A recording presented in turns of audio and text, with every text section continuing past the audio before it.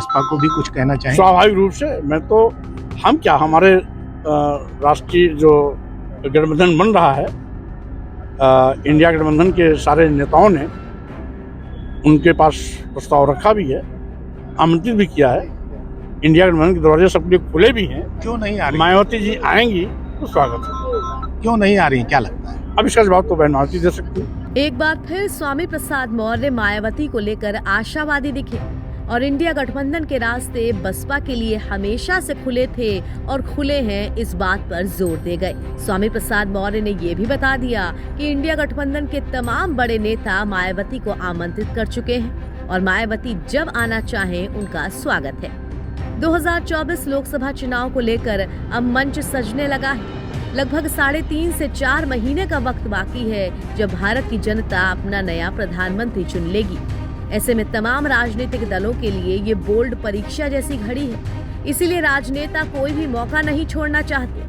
खास तौर पे विपक्ष अपनी आपस की फूट को दूर करते हुए सार्वजनिक मंचों से खुद की एकता का ऐलान करता दिखता है। अब लोकसभा चुनाव 2024 की बात होगी तो उत्तर प्रदेश का जिक्र जरूर आएगा। 80 लोकसभा सीटों के साथ यूपी को साधना विपक्ष के लिए सबसे बड़ी चुनौती है और शायद इसीलिए स्वामी प्रसाद मौर्य मायावती के सवाल पर हमेशा ही आशावादी बयान देते दिखते हैं। इंडिया गठबंधन में मायावती जी ने मना कर दिया आने से और आपके नेता को उन्होंने एक वाक्य बोला, तो उस पे आपका क्या कहना है? आप पुराने बसपा से देखिए, समाजवादी पार्टी के नेता अखिलेश यादव जी ने पहले भी बहन मायावती जी का सम्मान किया, आज भी उनका सम्मान कर रहे हैं, आगे भी सम्मान करते रहेंगे।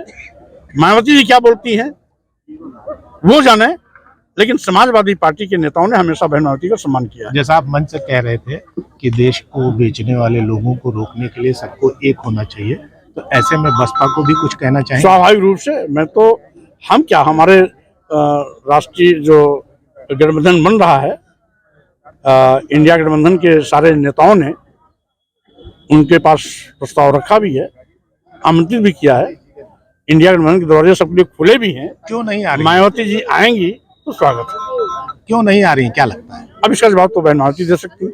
वैसे एक तरफ तो स्वामी प्रसाद मौर्य मायावती को लेकर पॉजिटिव रिस्पांस दे रहे हैं और अखिलेश यादव भी मायावती को पीएम बनाने की बात कह चुके हैं, लेकिन मायावती की तरफ से हर बार बसपा के अकेले चुनाव लड़ने की बात ही दोहराई जाती है। ऐसे में दोनों पार्टियों का इंडिया गठबंधन में शामिल होना मुश्किल है। मगर दूसरी तरफ राम मंदिर उद्घाटन के बाद सिनेरियो कुछ बदला सा है।